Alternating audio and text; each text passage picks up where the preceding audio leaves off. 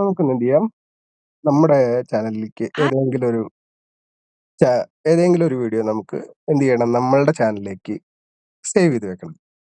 അപ്പോൾ നമ്മൾ എന്ത് ചെയ്തു, ഇപ്പോൾ ഏതെങ്കിലും ഷോർട്ട് വീഡിയോ ആണെന്ന് വെച്ചോ, ഒരു ഷോർട്ട് വീഡിയോ എടുത്തു, ഇതിന് നമുക്ക് നമ്മുടെ കയ്യിൽ പോകും. അപ്പോൾ നമ്മൾ എന്ത് ചെയ്തു, പ്ലസ്സിൽ വന്നിട്ട് ഇതിൽ കൊണ്ടുവന്നിട്ട് എന്ത് ചെയ്യാം, ഗ്രീൻ സ്ക്രീൻ പറഞ്ഞതിൽ വന്നിട്ട് ടച്ച് ചെയ്യാം. അപ്പോൾ നമ്മൾ എന്ത് ചെയ്തു, ടൈം കൂടുതലാണ്, അപ്പോൾ 24 ഒന്ന് ടച്ച് ചെയ്ത് കഴിഞ്ഞാൽ ഇതുപോലെ വരും. എന്നിട്ട് നമ്മൾ ഡണ്ണ് കൊടുക്കുക.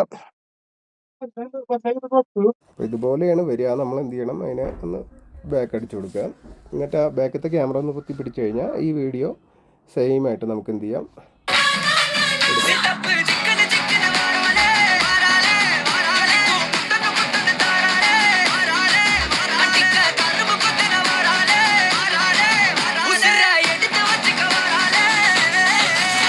വീഡിയോ കംപ്ലീറ്റ് ആവുന്ന അവരെ വെയിറ്റ് ചെയ്യണം.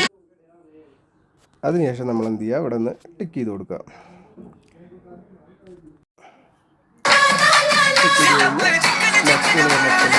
പോയിട്ട് ടച്ച് ചെയ്യുക. എന്നിട്ട് നമ്മൾ എന്ത് ചെയ്യാം, ഒരു ക്യാപ്ഷൻ കൊടുക്കാം, സൂപ്പർ ഡാൻസ്.